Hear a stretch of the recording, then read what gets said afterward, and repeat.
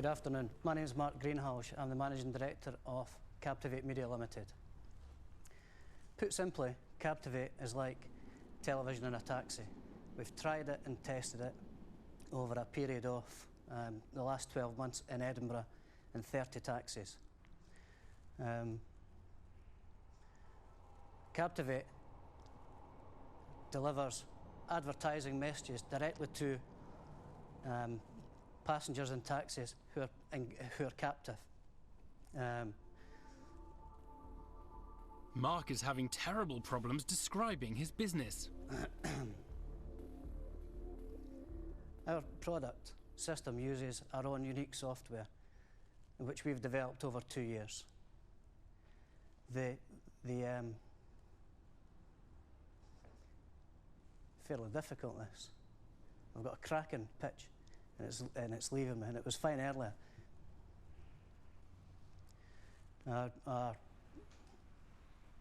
Mark, let me put you out of your misery, because it's clear you're sort of not sure where to go next with your presentation. Mark has been rescued by Rachel Elnor, but he's completely failed to explain his business, which runs advertisements on screens in the back of taxis. He wants £100,000 in exchange for 10% of the company, but after his disastrous pitch, the Dragons will need a lot of convincing, Duncan Bannatyne in particular. What exactly do you think your product is? Because anyone can take a television screen and stick it in a car or a cab. It's an information and entertainment system which sells advertising space around it. But what it provides to the passenger, what's in it for them, is local news and weather sports. We already have a national broadcaster agreeing to provide the news and sport content. But anybody can stick a television in a cab. Well, it's not a television in a cab, though. I'm sure they could. Our system can change the advertising images remotely, and so from a single point we can change any content in any individual taxi anywhere in the world. Duncan Bannatyne is unimpressed by Mark's big plans to feed TV-style ads into taxis across the world. Despite this, Mark is prepared to be painfully honest about the results of his business's trial run in Edinburgh.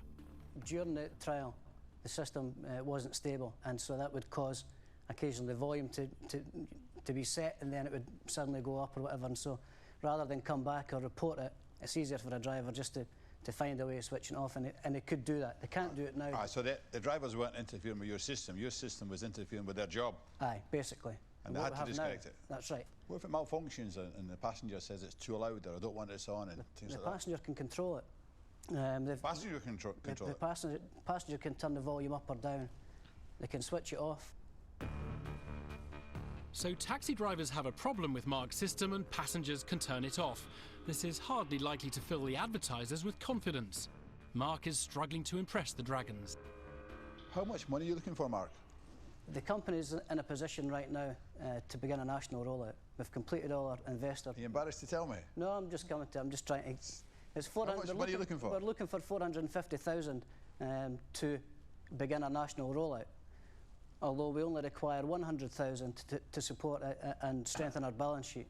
OK, so what percentage are you giving for the 100,000 that you're raising? 10%. 10%. So you're valuing this product at £1 million?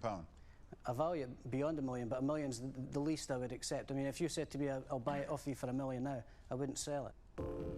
Despite the negative reaction to his business, Mark still believes it's viable. Now the Dragons want to discover if there's anything in the business to make it worth investing in.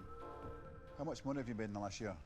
120,000, approximately. If you've got a product that's making 120,000 a year, why do you need money from us? Because it's eating up more than that a year.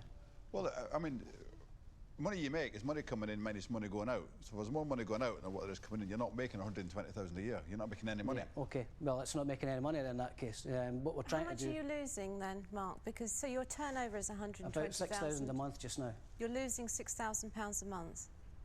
Well, it's time to give up. This product's not viable, and I have no interest in investing in it, so I'm out. Fair enough. Duncan Bannatyne is out. Not only has Mark got a poor grasp of figures, but he's also admitted his business is losing a massive £6,000 a month. The revelation has shocked the Dragons. Doug Richard thinks Mark is in an impossible situation. I have a huge concern for you and your business, and I feel very bad for you, because everything you're talking about is saying, based on today's technology, I'm going to do this, and yet every single technology you're talking about is changing. you say, well, I'll make money. No, you won't. The next guy will. The guy who waits until such time as this stuff costs very little, then this will be real. You are in front of yourself. And it's unfortunate because somebody else will profit from your loss. And the smartest thing you could do would be to not go ahead. It's getting worse for Mark. Doug Richard thinks Mark's business won't succeed until the technology gets cheaper, so he's out. There are 3 dragons left: Peter Jones, Simon Woodruff and Rachel Elnor, who's heard enough. I mean, you've got 30 of these going, you're losing 72,000. You put them in 3,000 taxis, you're losing 7.2 million. And just the capital cost. It doesn't work like that. It doesn't work like that. And I can see the where you're coming from. capital cost, Mark, is I've just not got a sellable product mind-boggling. just now. And you know, I'm sitting in the cab, I can turn it off or I can turn it down. I mean, do you know how many advertising messages an individual gets on a single day? Do you know what the figure is? No, I can't think of the top of my head, but it's thousands. 3,000. Sorry, no, I'm not interested. Rachel Elnor is out, along with Doug Richard and Duncan Bannatyne. Mark desperately needs the £100,000 he came for, but his hopes for investment are collapsing. There are only 2 dragons left, Simon Woodruff and Peter Jones. This is not a business concept that is ever going to give payback. We've proven the concept. You haven't proven anything. You've already said you're not making money at it. We've proven that advertisers want to buy into it. Some of the national companies that have used it already. You know, we've not got enough. I think to make a comparison to this, I space. think you're complete. That's poppycock. I'm telling you, just be that quiet the company's trading and it's working and it's demonstrating Just listen, listen. You've got to listen. You say you need 450,000. Well, of course you do, because you're not going to get payback because the uptake of this, it won't be there. And for that reason alone, and that reason, I am definitely not going to be investing in the business. Okay. Having torn Mark to shreds, Peter Jones is out. Despite 4 dragons pointing out major flaws in his business, Mark is still insisting it'll be a success.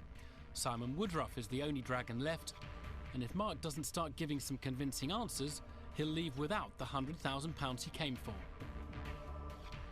Mark, I've been in your taxi. When I was in Edinburgh in the summer, I went in these taxis. And I've got to tell you, first of all, I hated them. I was the guy who turned them off immediately. You've got a burn of £6,000 a month. How am I, as an investor, going to make any money out of this? Only because basically we make the same amount of money per cab. The more cabs we put up, the more space we've got. You know, it's How am I going to make money out of this? Tell me numbers. I mean, the way I'm making money, we sell advertising space. And so what are the numbers? You're losing £6,000 a month now. Only because how much advertising space are you selling now? If I can refer to my business plan. Unless it's in your head right now and you absolutely know that, I'm not going to put my money and trust you with my money unless you know that like that. Boom. If you really believe that I'm going to make money, you're going to look me straight in the eye now and you're going to tell me how I'm going to do it. I mean, I don't know what more I can say to you. The words aren't coming to me. The business works. We're looking for investment. If you guys don't back it, that's fine. So but you haven't told me how I'm going to make any money, so I'm not going to give you the money. Thanks for your time. Mark is leaving the Dragon's Den with nothing. After getting off to a bad start, things never got better. And in the end, he could do nothing to persuade the Dragons to invest. That was fun, wasn't it? Captivating. Captivating.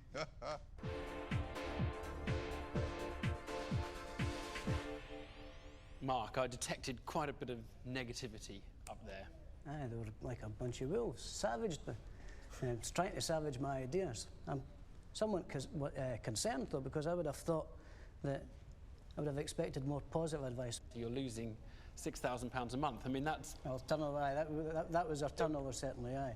I mean, but the thing you is... should have just said, look, we're losing £6,000 a month. I mean, it almost looked like you were trying to sort of hold back some... No, not at all. I mean, I'm an honest guy. The company is there. You know, it's trading. We've got national brands that have already used the system, and I'll continue to use it. Next into the Dragon's Den are Nick Rawcliffe and his business partner Paddy Radcliffe. Now they're trying to pull off the difficult trick of taking a clever product design and turning it into a profitable business. But they need £75,000. Remember, they have to get at least that amount or they go away with nothing.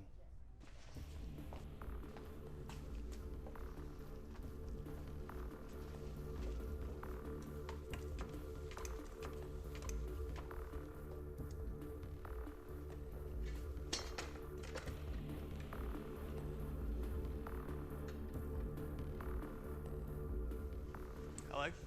Firstly, let me introduce Paddy. He's got a master's degree in marketing. He's worked for 7 years in the marketing and communications industry, specialising in contemporary culture. He's just finished his MBA from Cranfield School of Management. We've been working together on this and we're going to make it work. I'm going to introduce Nick to you. He's got a master's degree in mechanical engineering. He's also got a master's degree in design from the Royal College of Art. He's a multi-award-winning designer and serial inventor. He's got an eye for the big idea, but his feet very much firmly on the ground as well. It's not every day you get the chance to be part of the creation of a new extreme sport, but today is a special day. Let me introduce to you the Snowbone. Basically, it's an attachment for a snowboard, which basically turns your snowboard into a snow-based BMX. It fits in your bag like your usual snowboard bag, and the main point here is there are no foot bindings. What that means, in effect, is that radical snowboarders like Nick here can do stuff on the slopes that haven't been done before. They can get speed up, get a bit of air, start doing tricks by taking their feet off the board. There was a stage when extreme sports meant niche. That's not now the case. Extreme is now mainstream, and mainstream means market opportunity. Thanks very much. Nick and Paddy are offering 14% of their company in return for £75,000. They're pitching an attachment for a snowboard called the Snowbone, which they claim will be a brand new extreme sports phenomenon. Do you have names, different names for these two versions? If so, what are they? Classic and freestyle. Okay, so that's freestyle. Yeah. Yeah. I presume you've used this. Yeah. And what can you do on that thing that it makes an extreme sport junkie, somebody who's pushing the adrenaline wall, want to get on that thing?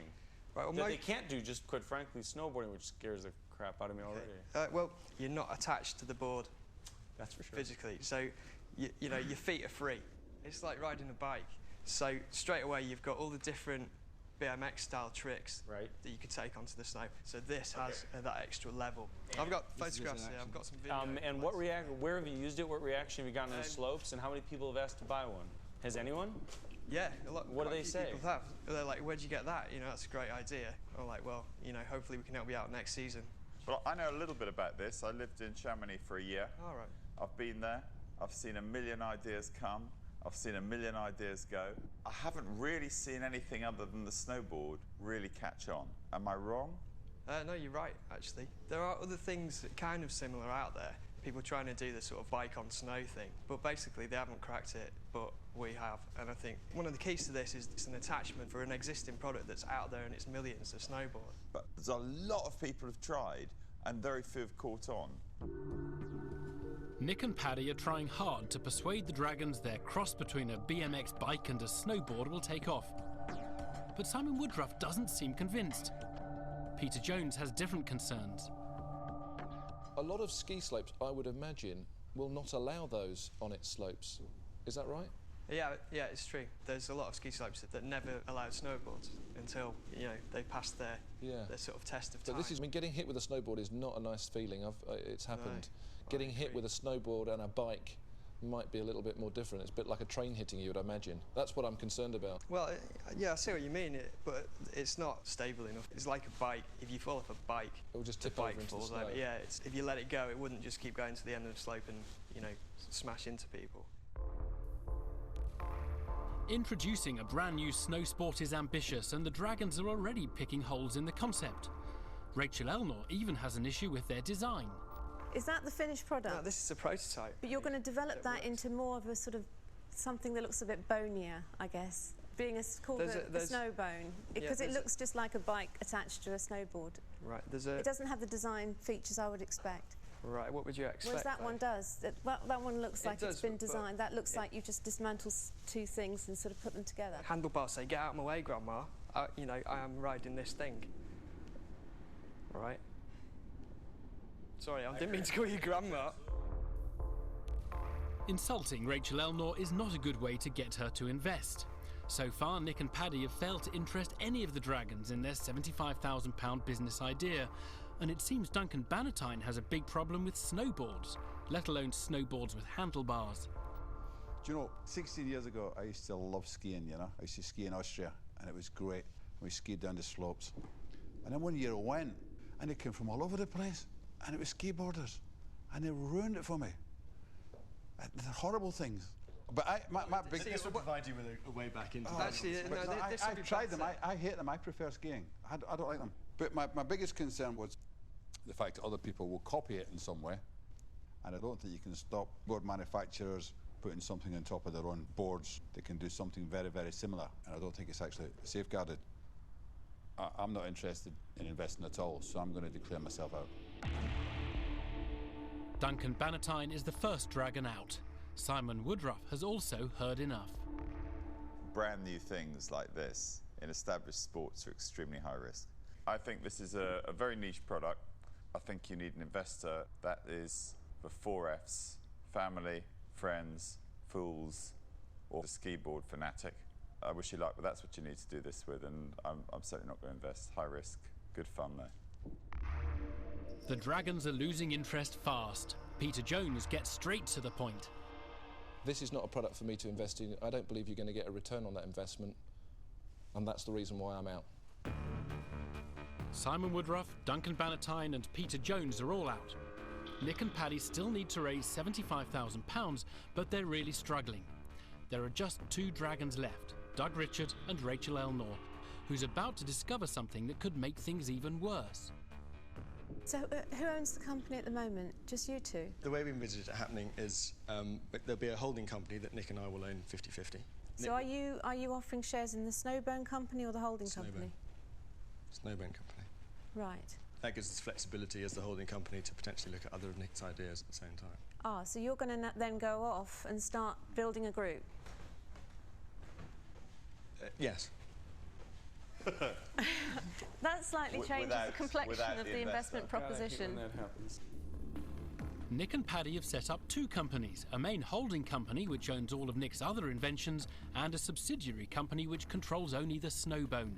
For £75,000, the Dragons are only being offered a share of the Snowbone company, which means Nick and Paddy can spend time on other ideas without the Dragons' involvement. Doug Richard is not impressed. You've lost me, and I'll explain why. And you lost me at the moment of the holding company, and I'll explain why. When I invest in somebody, I invest in the entrepreneurs as well. In 2 people standing in front of me and what they're going to dedicate their lives to over a period of years. It means you do one thing and you do it obsessively until you go to the next thing. You make us sound like we're, doing something sneaky, just trying to get a level. I'm not suggesting it. I'm saying that you're doing something else. Yeah. You're being open about it, but still something else. Well, this is the first project to get things moving, I think. That's great. I want to participate in your total success. I invest in the person, and therefore I expect that person to be there. If being there means being part of a bigger thing, so be it. Yeah. So person, not product. Yes. Completely. Fair enough. Thanks. So I'm out. Nick and Paddy are in real difficulty. Doug Richard can't get the commitment he wants, so he's not investing. With Peter Jones, Simon Woodruff and Duncan Bannatyne also out, Nick and Paddy's chance for investment is looking bleak. Rachel Elnor is their last hope. Guys, I run Red Letter Days, which is the experiences company, and that's why we're still talking. I'm not really expert enough in the extreme sports market. How do I know that this product is going to sell? Because that's the clincher for me. A distributor in South Korea who's asked us to quote on 5,000. Hold on, for you to sell it to them? Yeah, export it. We're in discussion with them. I've spoken to them. Are there mountains in South Korea? Yeah. Yeah. Sorry. The 500,000 boards are sold in South Korea and Japan as well. Okay, great. And I've also met the president of the Japanese Snowboard Federation, and the first thing he said is, give me one, I want to play with it. He took snowboarding to the Japanese 20 years ago and made a fortune out of it. And you've got the worldwide patent on this, yeah. or you can sell in Japan. You've got worldwide patent? Yes. And South Korea. I've got the design ready to go. We can launch at the ISPO in Munich. That's the big international sports show where all the winter sports market will be there. We can enter this into their brand new competition and win it and get straight away a lot of exposure, and a lot of buyers will place orders then. I'm sure of it. Against the odds, Nick and Paddy seem to be winning over Rachel Elnor. Once again in the Dragon's Den, she's expressing interest in an idea the other Dragons have rejected. Nick and Paddy could be edging towards the £75,000 investment they came for, but Rachel will want a good deal. And equity? What percentage? Yeah. 14. 14% for 75k is just out of the question. You haven't got contracts, you haven't even got something you're selling at the moment. You're not making any profit. So what I would be backing is you guys and an idea. So what kind of realistic equity slice could you offer me?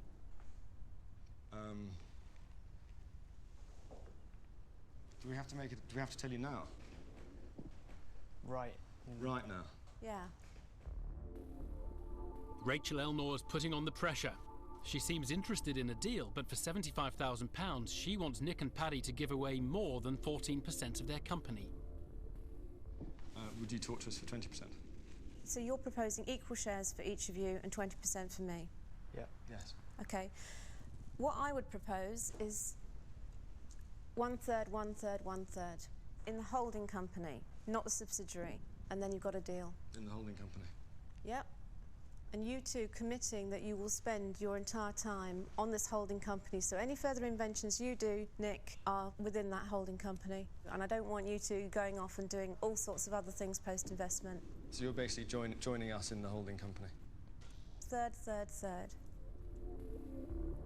Rachel Elnor's driving a hard bargain. For the £75,000 investment, she wants a stake in the main holding company instead of just the Snowbone company. If Nick and Paddy agree, Rachel will own a share of all Nick's other ideas. This is a huge decision for them. But instinctively, it sounds good to me. Do you think so? Instinctively, yes. But if you're not in agreement, then that's cool. The thing is, the way it sort of looks is like I'm sort of having right now on this moment to sign away ownership of anything I ever come up with. Yeah. Gosh, this is agonising, isn't it? Well, to be honest, designers get kind of ripped off all the time. No, I'm sorry, I can't give you a third of like all ideas I ever come up with for the rest of my life. It looks like the deal is off. Nick and Paddy have lots of different business ideas, and Rachel Elnor's concerned that if she invests only in the Snowbone, she won't get their total commitment to it. Now, with only the Snowbone on offer, will she invest? Nick, you may have other projects on the go, and that's fair enough. You're an inventor, why shouldn't you? But I want to know, I want to hear from you that you've got a commitment, that this is your priority, numero uno project that you're going to make happen. We're focusing ourselves entirely on this. Yeah, this is all about Snowbone and Snowbone only, and we're all committed to making it work. Yeah. What's the answer? 1/3, 1/3, 1/3. The deal is back on. Amazingly, Rachel Elnor has backed down and agreed to invest solely in the Snowbone company, but she wants to be an equal partner in the business. Now it's all down to Nick and Paddy. They could make or break the deal. Well, I've been waiting for the past 4 years to hear other people commit like that to one of my ideas, and this is the first one to go, so we're in.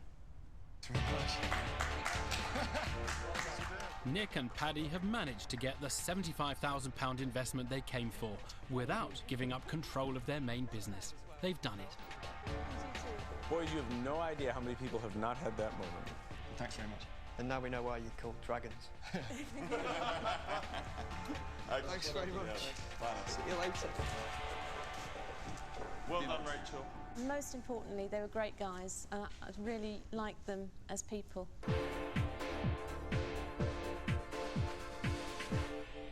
Well done. Are you happy with the deal that you ultimately got? I think so. I think we've both got enough belief in the product to know that I think we'll get what we want out of it with the level of equity that we've both got. You know, everybody's committed now, so this... Tell us what some of the future inventions are going to be that Rachel has not bought a third of today. What else are you working on? Come on, because you're obviously going far. I can't give too much away, but there's quite a lot of furniture that I've got kind of in mind, and certain charity-related products which everybody will be more than happy to gobble up. But you've certainly got the 75,000 quid, which is what the game's about. All starts now. Not bad for a day's work. Very well done indeed.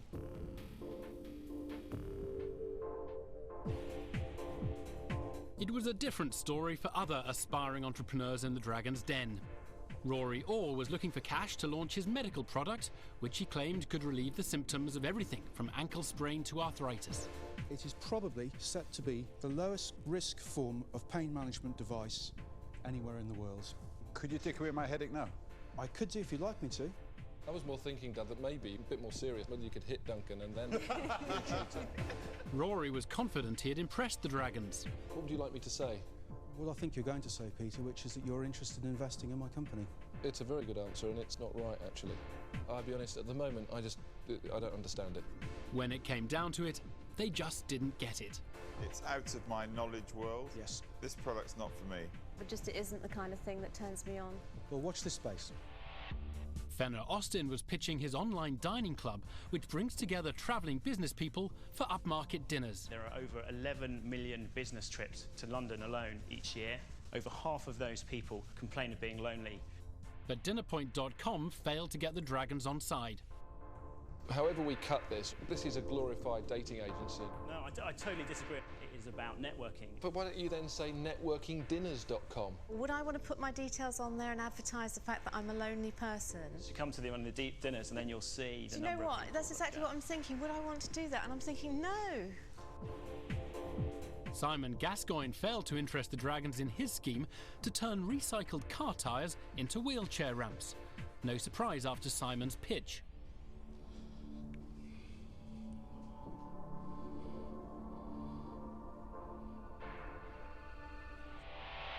When his business partner Nigel Williams joined the pitch, the Dragons discovered they had another problem. The 3 million tyres that you're going to excavate, how many ramps will that make?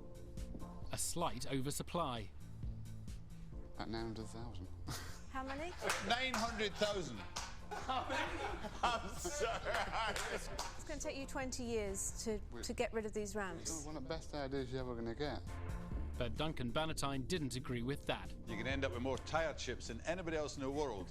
No. And so, thank you very much for your time. It's been very entertaining. I hope you have a nice journey home. Goodbye.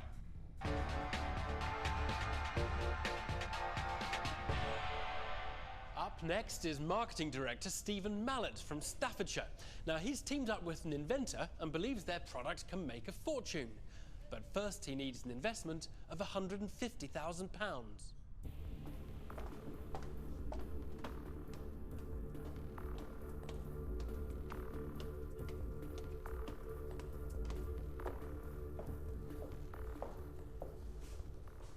Hello, my name's Steve Mallett, Marketing Director of Envelope Limited.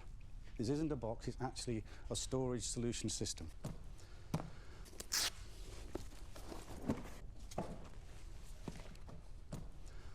What we have here, it started life as a product for Brighton Council for removal of rubbish. So you put your rubbish in here, if you live in a block of flats, take it away, fold it away. It became very apparent by the design that the product can actually fold into its own lid. So what we have here is a product now with over 100 applications. Collapsible luggage, wardrobes, playpens, even down to coffins. So we've actually got products from cradle to grave. Anything where anything can flat pack, anything where there's a problem with space, weight and design, that is where the product comes in. On our strategic plan, we've knocked it down to 5 products per year and licensing. Why should we ask you for £150,000 to invest in this and licensing? A global product, 100 applications, innovative, unique, and it's the only product that falls back onto itself because of the rigidity. So there we have it. Steve is looking for £150,000 for a range of unique fold-away boxes called Envelope. In return, he's offering 10% of the company. With his extraordinary list of possibilities for the product, will Steve manage to tempt the Dragons? You've got my attention. You started with, we've chosen 5 specific markets, and one of them is your largest. Yes. Which one is that? The environmental box. Okay. It's where the original design began, with a problem where you cannot get a wheelie bin into the environment, blocks of flats, this sort of thing. Particularly seaside places where you have black bins and everything else, where rubbish gets split by foxes, by vermin, and rubbish is scattered. Put it outside, you put your rubbish in, the rubbish man takes it away, you then pack it flat and you go away. It's not, instead of a wheelie bin... Where a wheelie bin can't be used. Absolutely, not practical. And do you have a specific instance of someone in the marketplace showing interest? We did a test market last Easter with Brighton Council of over 1,000. And what were the results? Are they Very successful. It's actually on their website. They placed it because it's quite... So yes, it's working? Yes, it's working. So you expect to get orders from them? We most certainly will. Steve is hoping that local councils will give everyone who doesn't have room for a wheelie bin one of his environmental boxes for storing their rubbish bags. He's confident the product will sell, and the trial with Brighton Council sounds like an exciting prospect. Simon Woodruff wants to know where the idea came from. And who invented it? A guy called Steve Capon. And is he here today? He's downstairs. Let's get Steve up.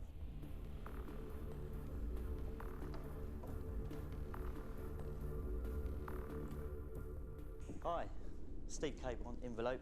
I'm the inventor. So what have you got to show us? This is a box that I came up with for the Brighton Hove City Council. The one that's actually in trial as we speak.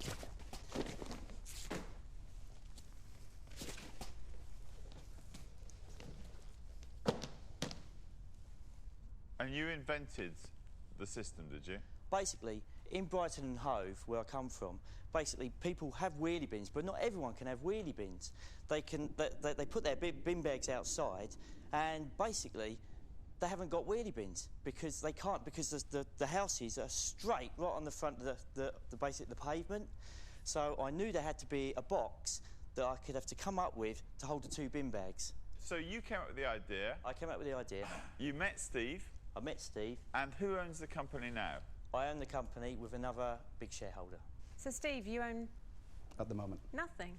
So you've come on and you own I've worked nothing for a and year you're for the one nothing. doing the pitch. They believed in the product that much.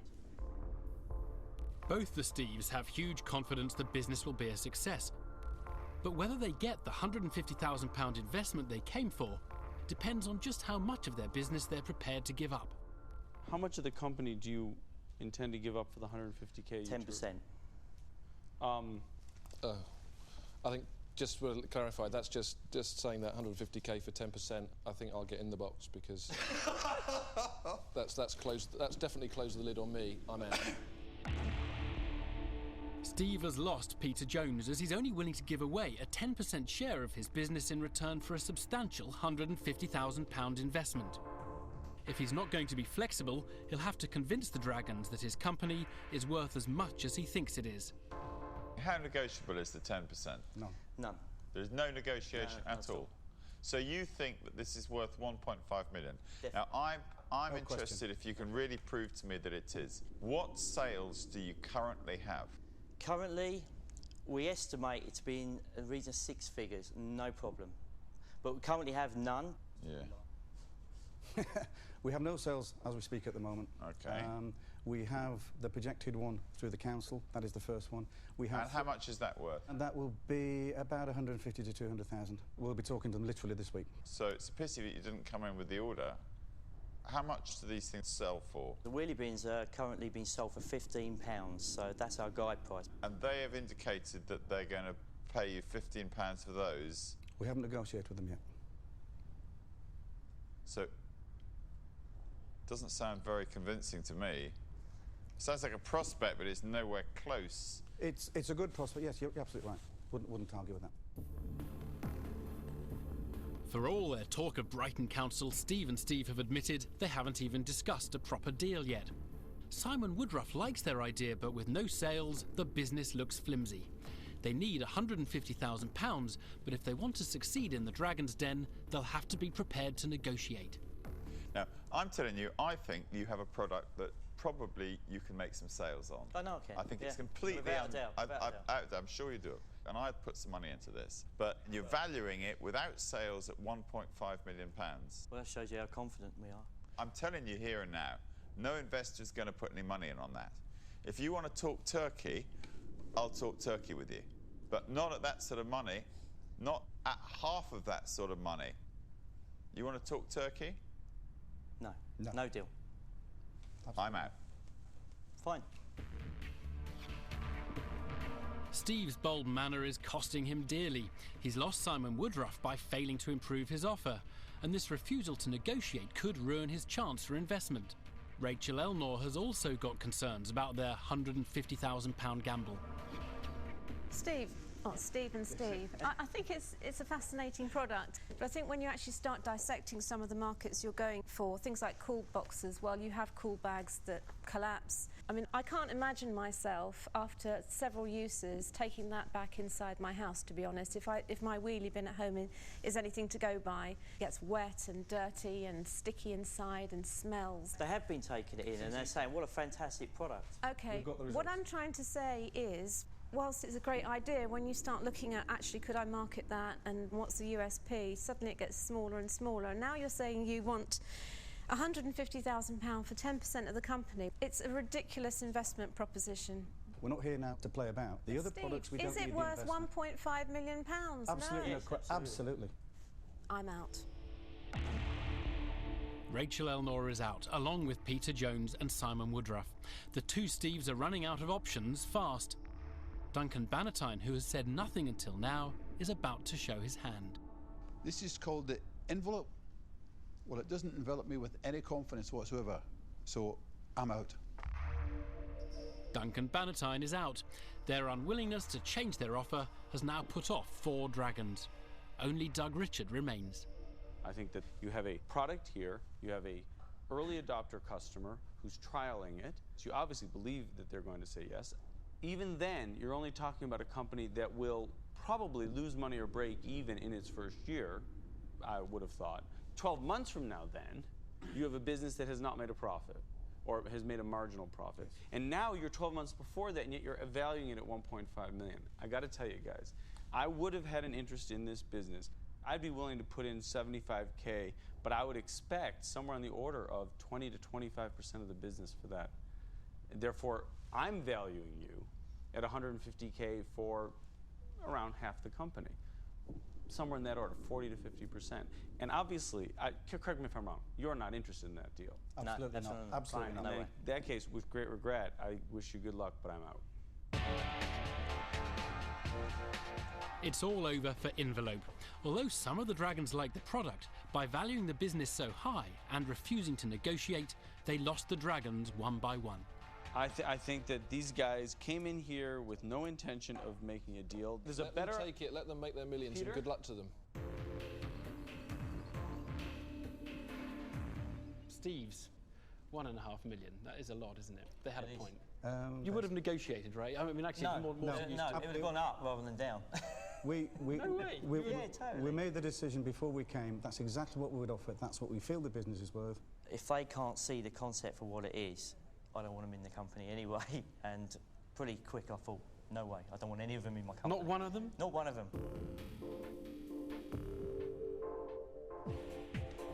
It was just as tough for other budding entrepreneurs in the Dragon's Den. Aisha Broadbent was looking for investment in her 3D map website.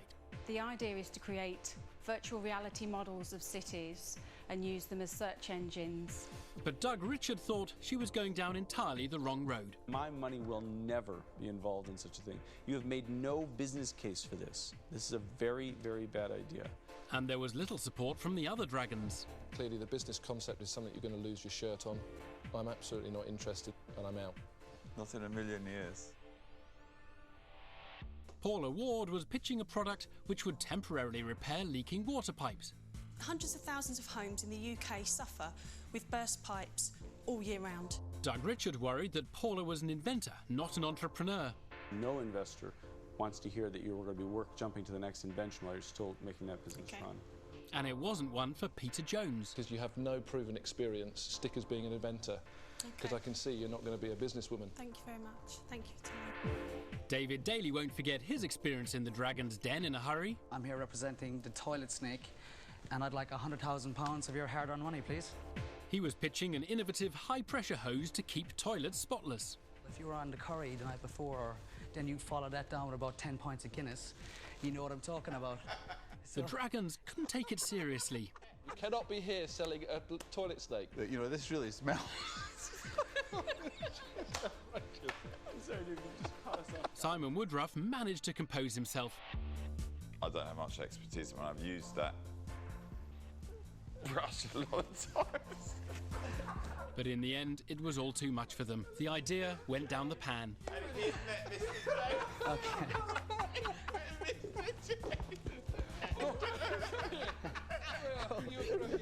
Okay, guys.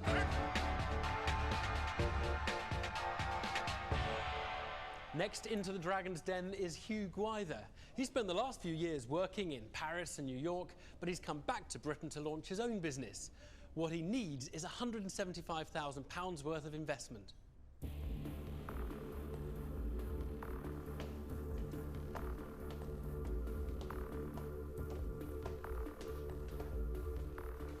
If I may, I'd like to give you each one of these quickly.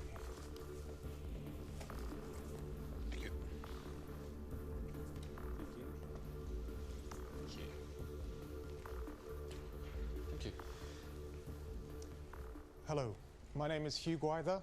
I'm 28 years old, and I'm here today to present my business proposal to you for investing £175,000 in a new publishing company I'm in the process of setting up. The primary aim of the business is to produce and successfully launch a uniquely positioned new publication into the UK consumer magazine market. The magazine will be called Wonderland and will be a bi-monthly publication, meaning 6 issues per year. What we aim to create is an important modern brand that will quickly become synonymous with good taste, style, and originality. Overflowing with the kind of information one might expect from a discerning friend, Wonderland will entertain, challenge, and inform, elegantly assisting rather than dictating to its reader, so that they may decide for themselves how best to spend those 2 most valuable of commodities, their time as well as their money.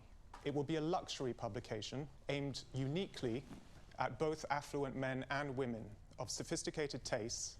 We are looking for investors to commit £250,000 to this venture, and we have already raised £75,000 towards that goal. Thank you very much. Hugh Gwyther is looking for £175,000 to get his glossy magazine off the ground, and he's prepared to give away 17.5% of his company. Hugh, of all the businesses in the whole wide world that you could have chosen to go into, you've chosen the highest risk, hardest thing to do is to launch a new magazine on the British public. Yes. Why publishing? Publishing is something that I've always aspired to work in and indeed start my own business in. So what you're saying is you're going to do something that nobody's done before, yes, which is to have something which you're going to get men and women to buy. Exactly. And what will the cover price be? £4.95. Okay. You said you're going to aim equally for men and women. Yes. So is it going to be about sort of Ferraris or? No, it's very much, it's fashion and visual culture. I mean, the name in itself, Wonderland, it's a place that people aspire to be. It's a place that you dream about, and you want to be the people in the magazine. You want to be wearing the clothes or the products that they're wearing. You want to, be in the places that they are, and the places that we'll talk about within. Give me some examples of the first magazine. A few examples of the editorial features, just to give us an idea. It wouldn't just be about any old celebrity. It would be interesting celebrities who. It says in here only A-list. Yeah, only A-list, exactly. Who defines whether A-list celebrities are interesting or not interesting? Is that your definition? Yes. I mean, how do you define which A-list celebrities are interesting? Basically, if I'm interested in them, then I would put them in the magazine. Hughes managed to give the Dragons an insight into the kind of magazine he wants to publish, but they seem unsure whether Hugh knows just how difficult it is to be successful. Is Wonderland just a dream? Simon Woodruff wants to know more. How high risk is this? Is it high, very high, or very, very high? Frankly, I am absolutely confident that I can make this business work and be very profitable. Okay, so right, that's your emotive response. Now give me some examples of magazines in any country in the world that have launched at this market and have become established over a long period and made money. The magazine I work for in New York, V Magazine. V. Do you know V Magazine? Mm-hmm. This is V Magazine. I brought it just to show that. Hughes revealed that he wants his magazine to be very similar to a publication he edited in New York, but that hasn't reassured Simon Woodruff. There's nothing I've heard that's more than a dream, great dream, and lots of things are started on dreams, but there's nothing as an investor that I've heard. I have already raised £75,000 worth of investment into the business. Who from? From 3 different individuals, each putting in £25,000, and they're not family or friends. They're fools. They're respected businessmen. Even with that, I'm not going to be the fourth fool and I'm not going to invest in your business.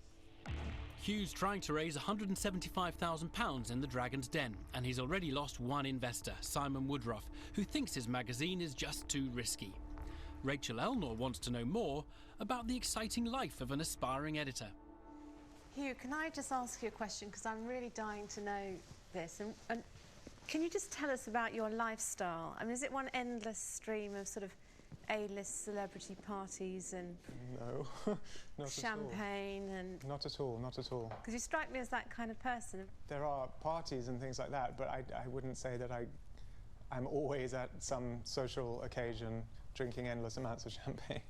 I'm a very hard worker, and I'm very determined. Hugh's doing his best to persuade the Dragons he's more interested in making money from the magazine than living the high life, but that's not helped convince Doug Richard. I don't actually believe that you're going to be able to draw men and women to the same magazine. I think what's going to happen is you're going to find you're going to draw one audience or the other, and then to survive and prosper, you will tilt one way or the other and find yourself in direct competition with others. So very quickly, I wouldn't invest in this opportunity. It's not looking good for Hugh, who's already lost Simon Woodruff and Doug Richard, and things are about to get worse. I'm just not convinced. I've not heard anything that convinces me that you could pull this off. If there was room for a magazine of this quality in London, I've not heard anything that makes me feel that you're the guy to do it. Right. Well, all I can say is that I disagree, but I definitely believe I have the experience to make it work, and I will make it work. I have no desire to invest in you or your product, and so I'm out. Duncan Bannatyne is the third Dragon to say no to Hugh's bid for cash. His attempt to raise £175,000 is becoming harder by the minute. And now only Peter Jones and Rachel Elnor are left. I think it's actually quite a clever idea. Thank you. And I like the way you've presented it. Nice to hear something positive. Yes, no, I'm sorry, because we're all a bit sort of dumbfounded over here, I think. That's what I'm sensing. No. Yeah, and I have a feeling you'll do it. I really do. But I just think from an investment proposition, it's actually very high risk. From that point of view, it's not an investment for me. It's crisis point for Hugh. Simon Woodruff, Doug Richard, Duncan Bannatyne and now Rachel Elnor have all said no to investment in Wonderland. Hugh must now try and convince Peter Jones, who has no experience in the publishing world, to put up every penny of the £175,000 he needs. You haven't said, and we haven't asked, but what percentage of the company you're offering? Well, I've already I've sold 7.5% of the equity in the business for £75,000, and I intend to sell 17.5% for £175,000 to achieve my goal of £250,000 to enable the business to start. And if you don't raise the £175,000, what does that mean? I will raise the £175,000. Perhaps not here today, but I will. And how will you do that? How would you intend to do that? By meeting with many other investors. I think that one of the biggest things is I do see this as high risk. Now that actually appeals to me because I do think that potentially you could actually see quite high returns from it if you become a winner. And I noticed that you've got a trademark against the name, which I'm absolutely shocked that you can trademark Wonderland, I have to say. And I think you've done exceptionally well to do that. Thank you. And that potentially is one of your greatest assets, actually, is the name and brand. I realise the strength of the brand is paramount to the success of a magazine. You lost me, and I have to say you lost me slightly with regards to the level of investment and the equity ownership, 70% of the company for such a hard level of investment. That is now lost my interest. But I should say that that's negotiable. OK, how far do you go to negotiate that? Would you go up to 45, 50% to negotiate that? I'd go up to 40%. OK, now you've got my interest back again. Just to be clear, it was 40 including the 7.5% that I have given to the people who have committed 75,000. So it would be 32.5%. Somehow, Hugh has managed to turn his fortunes around. Peter Jones is excited by the possibilities of Hugh's Wonderland brand and impressed he's already registered the trademark. He also senses that Hugh may be willing to offer him a good deal in exchange for all £175,000 he needs. Hugh, I'm going to make you an offer. For 44% of your company, I'm going to offer you £175,000 today. I'm grateful for the offer, but I cannot accept that amount of equity. The maximum amount I can give away of the equity in my business is 40%, including the 7.5% I've already allotted to investors to raise the 75,000 that I have already. So the maximum amount I would look to sell would be 32.5%. Why have you gone to the maximum? Why have you picked that as a maximum that you go to? 40%. Yeah. I believe this will be one of very few opportunities, if not the only opportunity I have to start my own business in my life. And I want to have 51% of my business. I already have a minority partner whose stake is still to be determined, but she will require at least between 5 and 10% of the business, as well as the 7.5%. Hugh's got a problem. Peter Jones is clearly keen to add publishing to his business empire and wants to do a deal with him. But Hugh wants to keep 50% of his business, and he's already given away 7.5% and promised another 10% to a colleague who's helping him set up the magazine. Peter Jones wants more than the remaining 32.5% of Wonderland. Can Hugh keep him on board? OK, we've got another partner involved in the business that wasn't there But 10 minutes ago.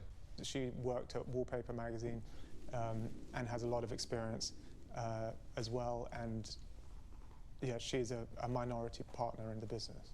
OK, I'm going to give you one opportunity, and it's going to be only one opportunity, but I am willing to go down to 40%, which would mean that you can still give her 2% as a gesture, or 2.5% as a gesture, and still maintain your 50% equity share in the company that you want, which will still give you, as you see it, your controlling share. And maybe what you could do with her is say you can have 2% of the company for nothing, and I'll give you some share options, or put her on a share incentive plan based around key performance of that business over a period of time, because the most important value is what she gets on exit. So you can still pay her and reward her, and she'll still be a 2% equity stakeholder in the company, and she'll also have share options that actually will financially reward her for the success of the group. So you can have your cake and eat it right now, but I'm not going to be willing to go down less than 40%. It's a once-in-a-lifetime opportunity for Hugh. Peter Jones is bending over backwards to do the deal, and Hugh could be on the verge of getting the £175,000 he came for. But to make the deal, he'll have to give away 40% of his business. Will he accept Peter Jones's offer? You make some very wise observations. And it's a very interesting proposition, which I will accept. Well done.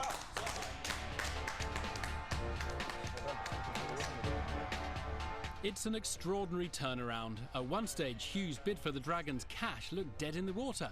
But thanks to Peter Jones, he's walking away with the biggest single investment of the series, £175,000. Very good. I thought he was exceptional. Everything was brilliant. He was just right.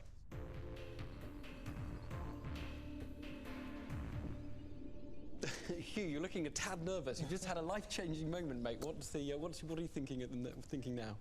No, I'm a bit shell-shocked, obviously, and a bit overwhelmed, but very, very happy, very, very pleased and surprised, actually, because the comments from the first few investors were the kind of comments that I was expecting, if I'm honest, because people do generally perceive publishing to be a relatively high-risk industry. In a way, these guys, or at least some of them, are very much the target market for Absolutely, some products. Absolutely. And I hope to prove the people who didn't choose to invest wrong by creating a successful business and also a magazine that they all go out and buy.